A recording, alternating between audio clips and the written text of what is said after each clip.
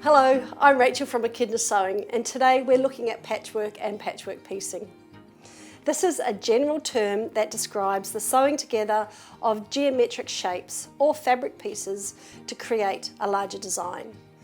These larger pieces of fabric are then used to create many different things, items for the home, maybe cushions, clothing, quilts, possibly bags. Did you know that there's been evidence of patchwork that goes back as far as the ancient Egyptians, who used patchwork for their clothes and to decorate their homes? And some of the earliest preserved patchwork has been dated to the early Middle Ages.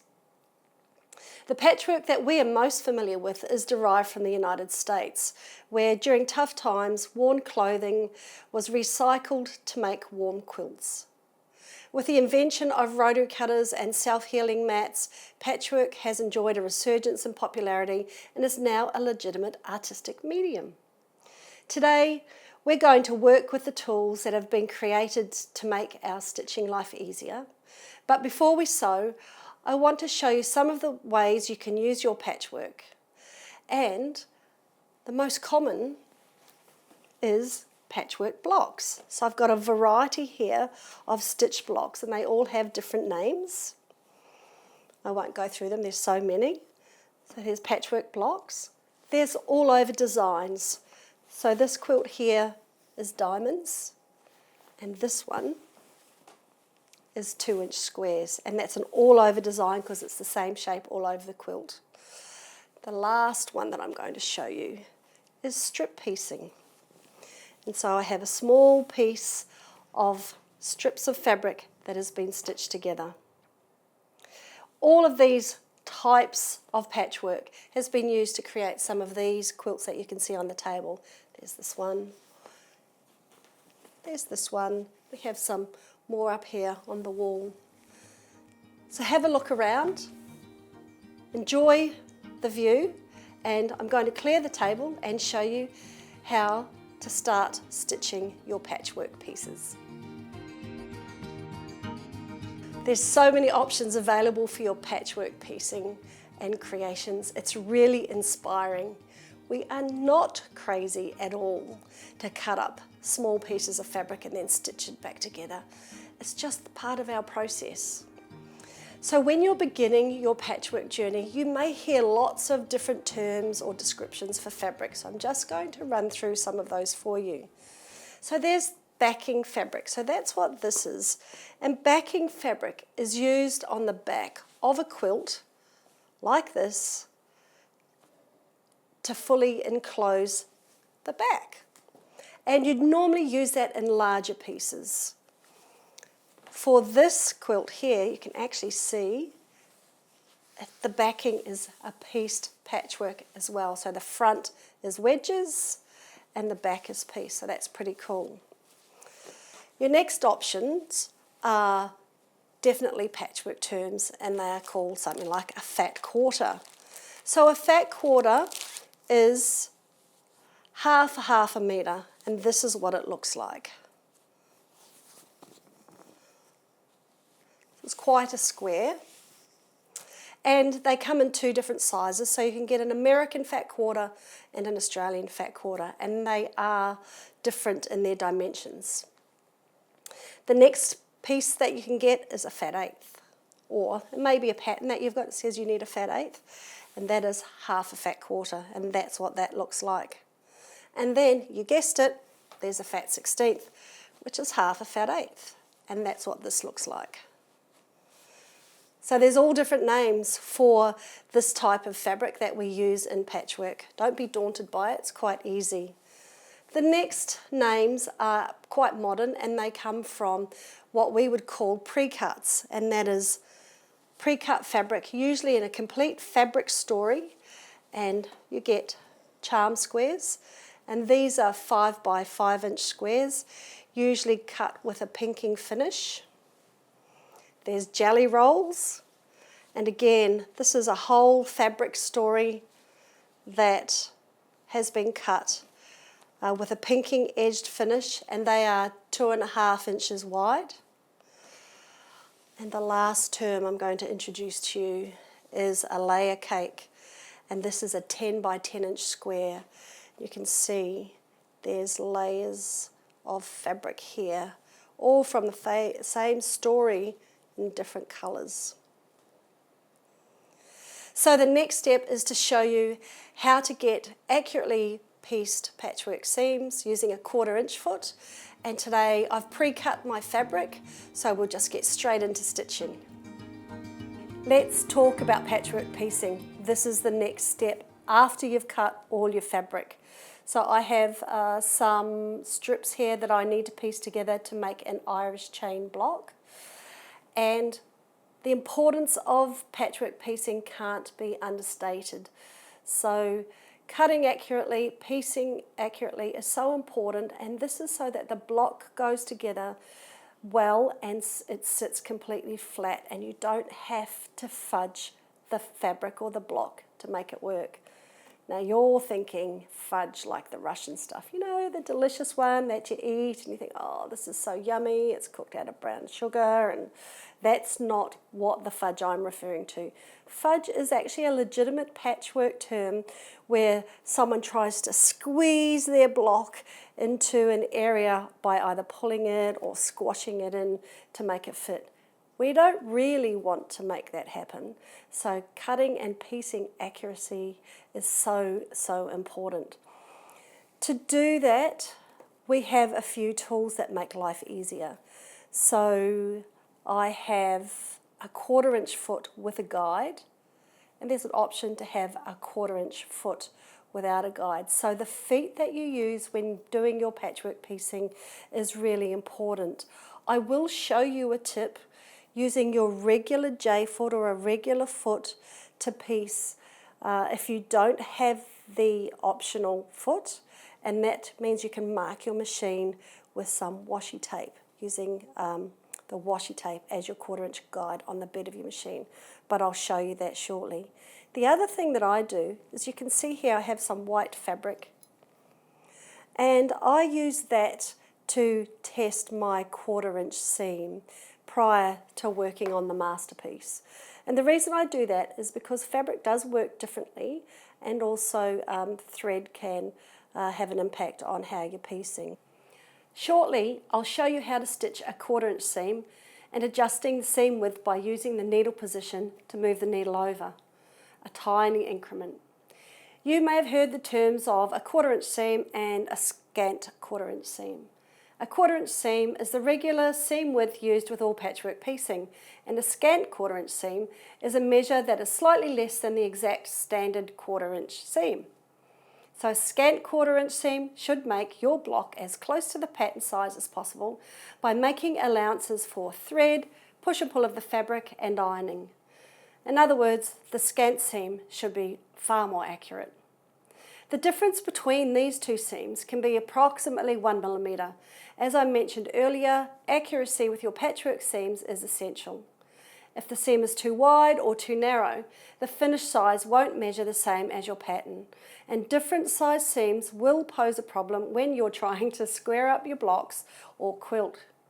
Some of the things to consider when stitching your patchwork is the type of fabric you're using. Patchwork fabric is usually made from cotton, and this fibre is known to have some push or pull, and it can stretch. Think about whether you're going to iron your seams open or to one side. This also impacts the overall quilt size. If there are a lot of seams, it is likely that there are more opportunities for the seams to be slightly different, and these small differences add up over one quilt. Let's say 1 millimetre over 20 blocks would push the quilt out 20 millimetres. For me, personally, I try to use a 1/4 inch seam or a scant 1/4 inch most of the times. I'm going to show you this using my Echidna ruler in millimetres so you can view the changes. But usually I just use my patchwork ruler and adjust my needle. I'm so accustomed to doing this, I just quickly measure with my patchwork ruler and alter the size accordingly. Let me show you how the measurement works and how to adjust the needle position on my machine. Of course, your machine settings may be different, so have a test piece of fabric available, and let's clear off the decks. I'll change my foot and we can start checking our seam size and start stitching. So I've attached my 1/4 inch foot with guide because that's the one that I prefer to stitch with. I'm just going to stitch about 3 inches so I can test my stitch width and my stitch length.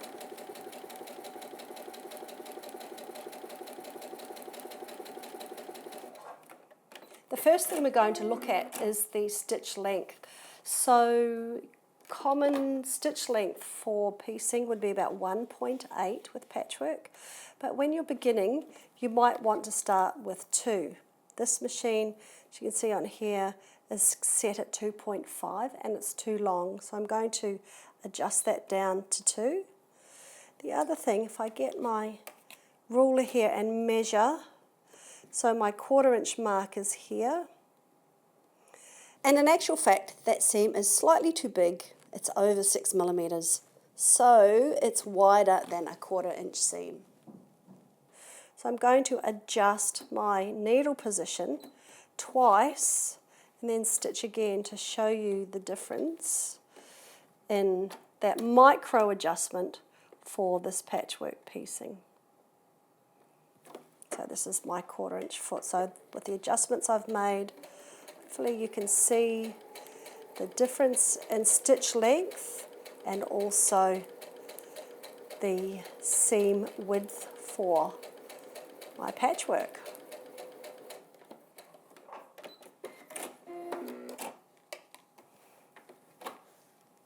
Aha, so you can. So you can see the stitch width, the stitch length is shorter, and if I get the ruler here, you can see that it is bang on 1/4 inch. So I know that that is a really good setting for me to use for my piecing.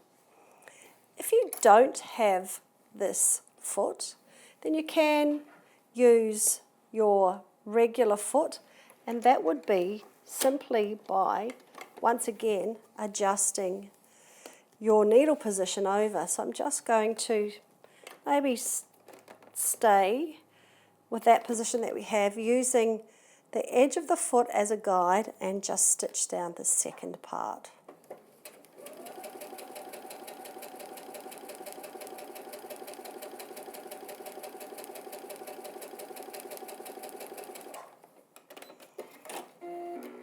Art scissors is great to use on a machine. One of my must-haves with a sewing machine. So I can see here, and I'm sure that you can too, that is from here to the edge of the fabric is actually 7 millimeters. So I know that I need to move my needle position probably over another 2 to make a difference in adjusting that seam width for a 1/4 inch. So once again, using that same principle, foot down, and I'm using the edge of this foot as my guide against the fabric, and I've adjusted it down twice. So I've moved my needle position to get my seam width, and hopefully it's 1/4 inch. Do that again. So there is a little difference here. You can see I've got something on the inside. Get this. And it's perfect. It's a 1/4 inch as well. So I know some people do this and they love it, it works for them, is they grab a piece of washi tape. Especially this is useful if you're piecing longer strips, and they will measure and place a piece of washi tape here so they can see where they should be piecing. But you would measure, and that's working with this regular foot. So you can see I've got that marked now. I can just jump in, line this up here if I didn't have my foot. But I'm going to remove that and go back to my regular foot, and we'll start piecing our strips of fabric together. So I've adjusted my machine back with my 1/4 inch guide. Now I'm going to grab 2 pieces of fabric, and as I said earlier, I'm making an Irish chain block Some people prefer to pin. I never do. So whatever works for you is best for you, but this is what Rachel does. So I would put both of my ends together like this, and these raw edges are together, and put this under my foot. And what I'm checking here with my eyes is to make sure my needle is on the fabric, my thread's to the back, and that the fabric is nested into the guide here. I'll do a visual check of my stitch width and stitch length, and then I continue as I'm stitching to nest my fabric together on the edge. And I will do this all the way down, the whole width of the fabric. You'll notice I have my machine stopping with the needle down. It just means I can realign and adjust the fabric as I sew.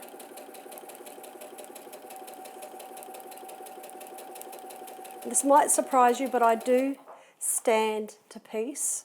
I just find it more comfortable, and I get a little bit of tension on the fabric. I'm not sure if you can see that as I'm holding and stitching. And again, these are both nested together. And I'm not going really fast because I want my seam to be straight and accurate. I don't want to have to do too much reverse sewing or unpicking.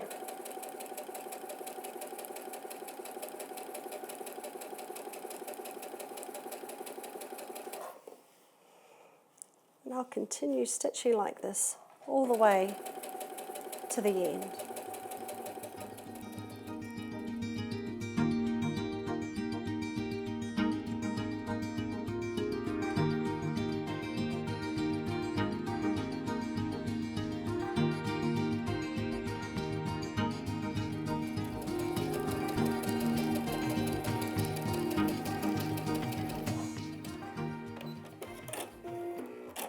So with patchwork piecing, you don't need to reverse like you would do if you were dressmaking.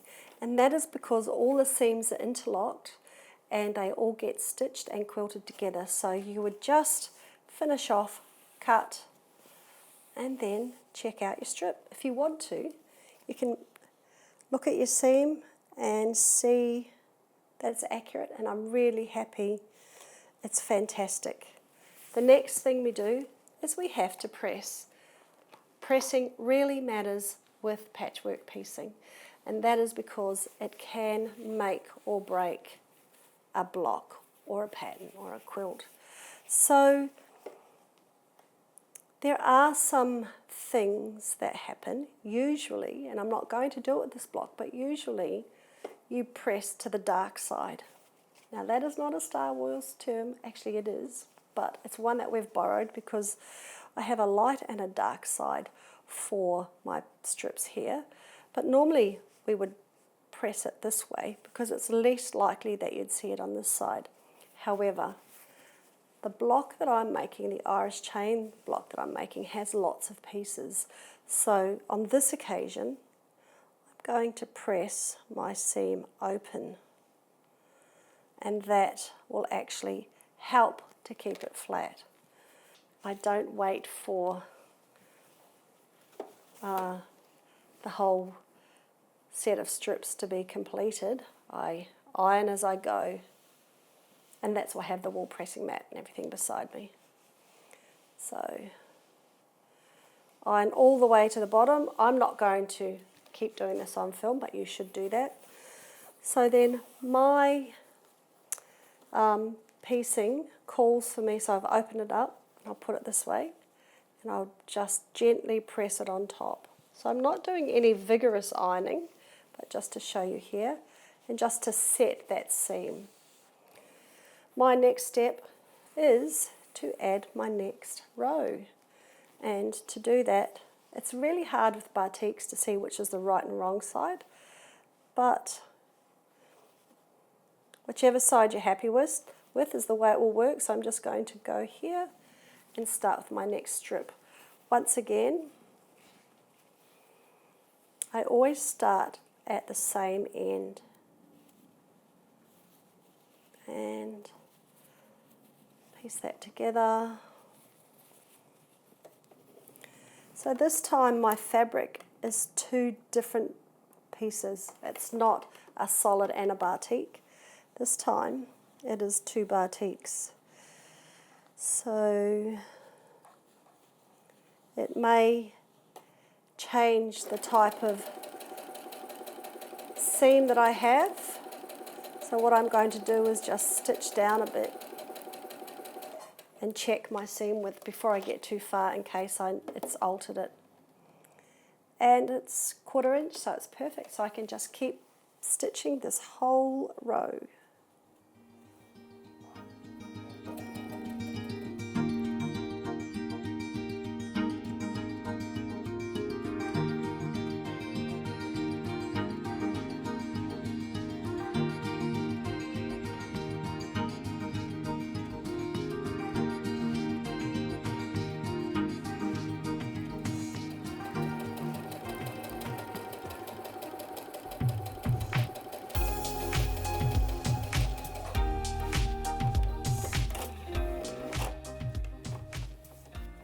Two rows complete, and I've probably got another 3 to go.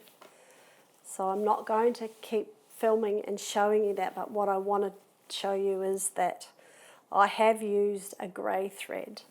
I use grey the most often with all my patchwork piecing because I find it really blends well and is quite forgiving. You can see here too. So thread choice is important because you want it to blend in. If we have a look at the seam, I've used a 2. You can see here, if I really pull it, you can hardly see grey there, but it's a really strong seam as well. So here are your top tips. If you can, invest in a 1/4 inch foot for piecing because it will make a difference for your accuracy. Use a good quality thread. Do test your 1/4 inch seam prior to starting and also throughout your stitching, because sometimes if you're going to be stitching a lot like I am, I have, I don't know, probably 25 Irish chain blocks to do, so there's a lot of strips to put together. As you get tired or fatigued, you might start to go off, and then you'll have to unpick your seams. So yeah, check your seam width, use a good quality thread. You know what? Have a lot of fun because patchwork's great. I'll see you soon.